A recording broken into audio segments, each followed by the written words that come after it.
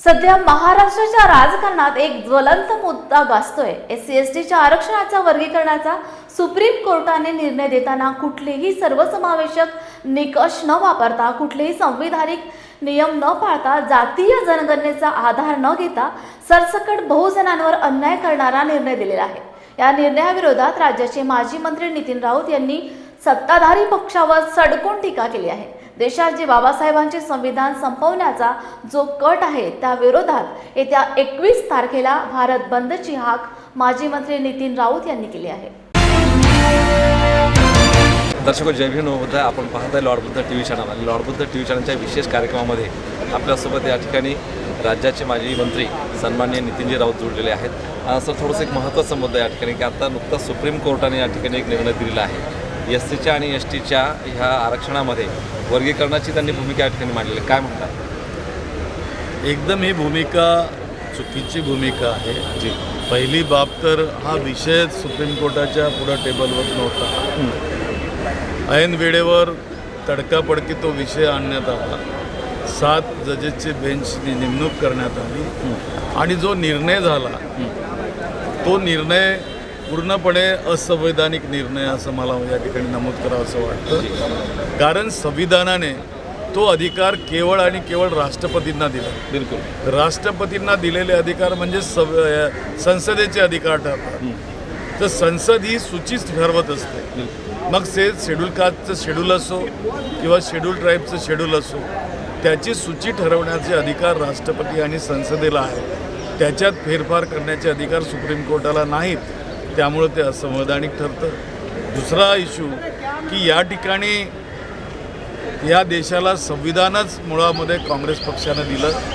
परमपूज्य डॉक्टर बाबासाहेब आंबेडकरांनी ते लिहिलं आणि त्याला देशाने मंजूर केलेलं आहे। यांना जेव्हा आम्ही संविधानाच्या बद्दल अख्ख्या लोकसभेच्या निवडणुकीत बोलायला लागलो की हे संविधान बदलायला निघाले आहेत आणि यांचा मूळ हेतू गोडवलकरांनी लिहिलेलं बंच ऑफ थॉट जे आहे, यांचं जे थिंकिंग आहे RSSचं BJPचं, जे नरेंद्र मोदी तुमच्या तेलंगणात जाऊन बोललेत त्या ठिकाणी माडिगाच्या संमेलनामध्ये की मी या ठिकाणी कॅटेगरायझेशन करेन, घाई गर्दीत त्यांनी ती कॅटेगरायझेशन करण्याचा प्रयत्न केला, पण ते फसलेले आहेत। ते असंवैधानिक आहे आणि जनता त्यांना माफ करणार नाही।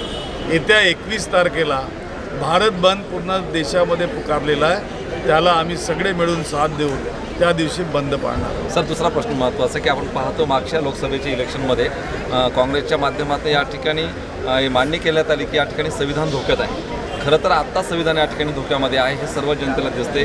SC समाजामध्ये असेल, ST समाजामध्ये प्रचंड असंतोष आहे। सोशल मीडियावर सगळ्या पोस्ट व्हायरल होत आहेत की आता या ठिकाणी राहुल गांधीची किंवा काँग्रेस पक्षाची किंवा आपली काय भूमिका असेल?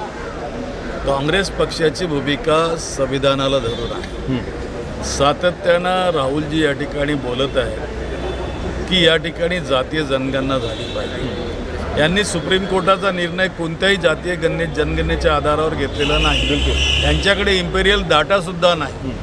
यांनी 2021चं सेन्सससुद्धा केलेलं नाही। तर मग कोणत्या आधारावर असे निर्णय होतात? राज्य सरकारमध्ये तेच घडतं आहे।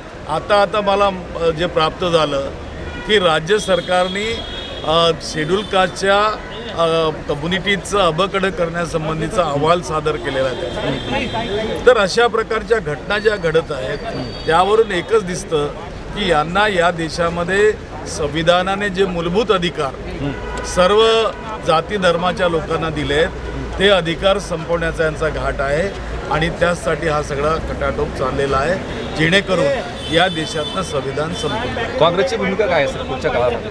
काँग्रेसची भूमिका जेव्हा मुद्द्याला धरून संसदेमध्ये ही बाब जेव्हा जाईल तेव्हा काँग्रेसची भूमिका आपल्याला स्पष्ट होईल।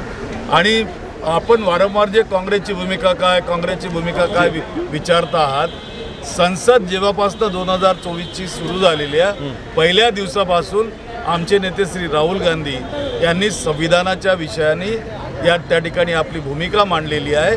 वारंवार जाती जनगणनेची मागणी त्या ठिकाणी करतात आणि त्याला सत्ता पक्षाचे लोक त्यांची जात विचारतात। अहो, आज विरोधी पक्ष नेत्याला इतिहासात पहिल्यांदा संसदेमध्ये जर त्यांची जात विचारली जात असेल तर या देशातल्या सामान्य नागरिकाची सुद्धा जात विचारली जाऊ बहुत शकते. तर हे होते माजी मंत्री नितीन राऊत यांच्यासोबत आपण या ठिकाणी व्यक्त केलेली अजूनही काही मान्यवरांच्या प्रतिक्रिया आपण या ठिकाणी बघणार आहोत. काय म्हणतात की सुप्रीम कोर्टानं दिलेला जो काही हा जो SC आणि STच्या आरक्षणाच्या वर्गीकरणाचा जो विषय आहे या संदर्भात आपण अनेक विविध पक्षांच्या लोकांची भूमिका एकूण जाणून घेणार आहोत. पाहत राहा तुमचं आमचं channel Lord Buddha TV channel. मी प्राध्यापक गजेंद्र गवई.